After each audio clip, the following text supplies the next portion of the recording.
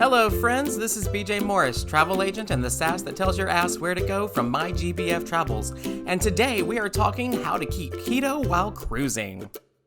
With the desire to cut loose while on vacation and being surrounded with endless amounts of glorious food, the desire to break keto can be strong, but you can stay keto while sailing the high seas with these tips and just a little bit of willpower.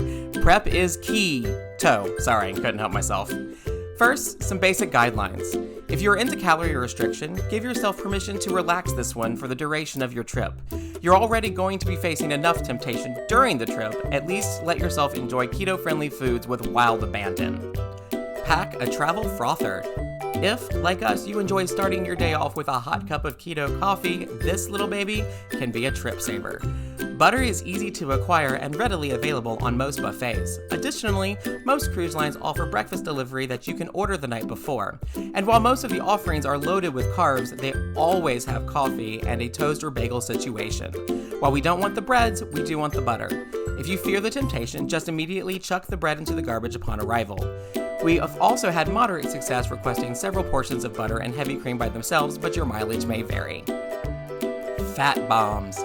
This one varies by line, but if they allow you to carry on edible items and you are prone to snacking, make sure you have some of your favorite fat bombs so you know you have something safe when that sweet tooth hits.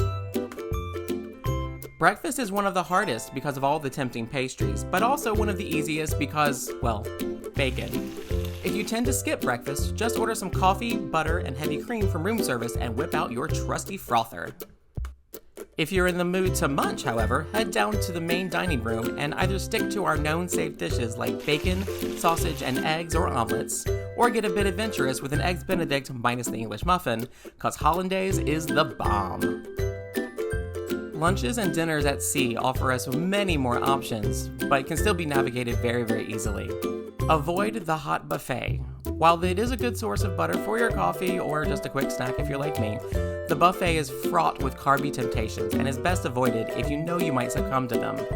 If you find that you must buffet, direct yourself to the salad bar first. It's much easier to stay low carb, high fat there and not have to worry about any hidden ingredients as you're selecting them all yourself. Dining room and specialty restaurant menus are a bit more familiar territory for us and easier to navigate around the carb bombs.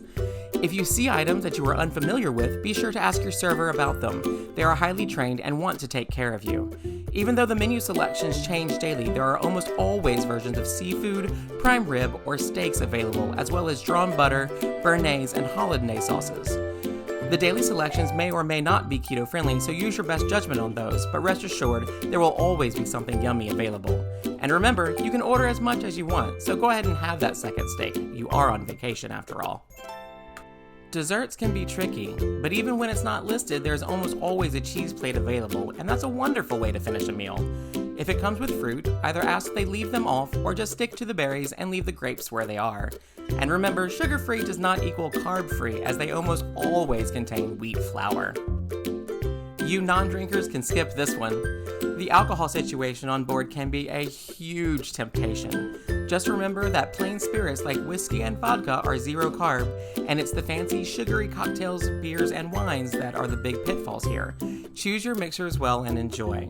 Some lines are even starting to carry adult seltzers now, so keep an eye out for those as well. In the mood for a bit of bubbly? Well, you don't have to deny yourself here either. Drier champagnes are actually fairly keto-friendly. Just consume in moderation. And that's all for today.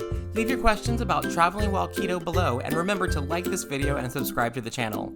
When it's time for your next adventure on land or sea, your GBF's got you covered.